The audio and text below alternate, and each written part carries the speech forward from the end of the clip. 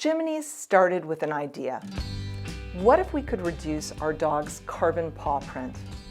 Not just this dog, but all 90 million that live in the US. Why not? We're making changes for ourselves and the rest of our family. It makes sense that we'd want to include our furry kids as we rethink how we do things.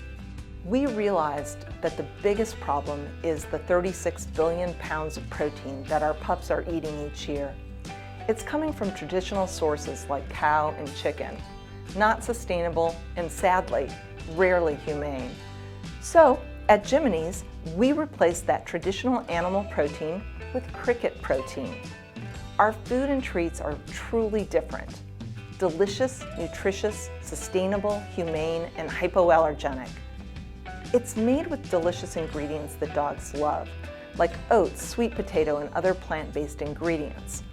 But the first ingredient is the star, and that's cricket protein.